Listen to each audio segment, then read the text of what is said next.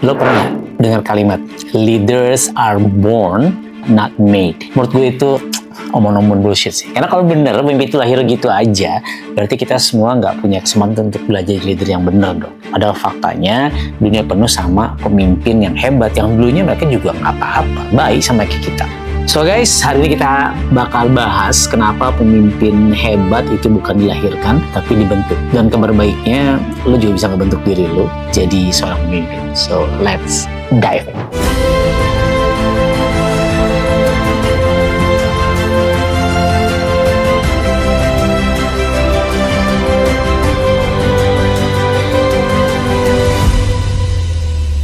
Satu, leadership itu soal skill dan kompetensi. Ini bukan masalah takdir gitu, nggak bisa.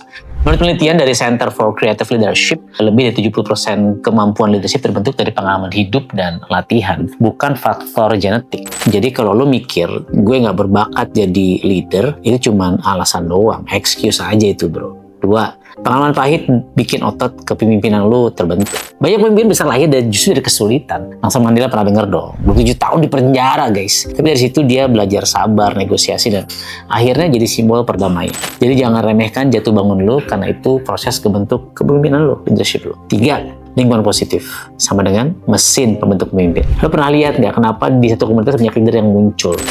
Karena ada budaya yang saling mendukung, diskusi, diberi tanggung jawab, saling support. Makanya kalau lo pengen terbentuk jadi leader, cari lingkungan yang memaksa lo berkembang. 4. Leadership bukan soal posisi, tapi pengaruh. Banyak orang yang salah kaprah, mikir jadi leader itu harus punya jabatan. Padahal leadership sejati bukan soal kursi, tapi soal pengaruh yang positif. Lo bisa jadi leader di rumah, di tongkrongan, bahkan di tim kecil basket lo. 5. Leadership itu sumber hidup guys. Nggak ada leader yang jadi dalam semalam gitu. Semua orang yang kita anggap leader besar, mereka terus belajar. Bahkan buku-buku John C. Maxwell bilang, leadership is not about titles, positions, or flowcharts.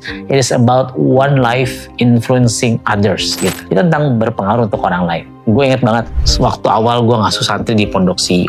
Gue kira mereka bakal otomatis respect cuma karena gue pengasuhnya gitu. Nanti enggak. Gue harus belajar sabar, gue harus belajar dengerin mereka, bahkan belajar ketawa bareng mereka. Dari situ gue sadar, jadi pemimpin itu bukan dilahirkan, tapi ditempa setiap hari. So guys, kalau masih mikir leadership itu soal bakat dari lahir, stop. Leadership itu kayak otot. Lo latih, lo rawat, lo tumbuhkan, dan kabar baiknya semua orang punya otot ini.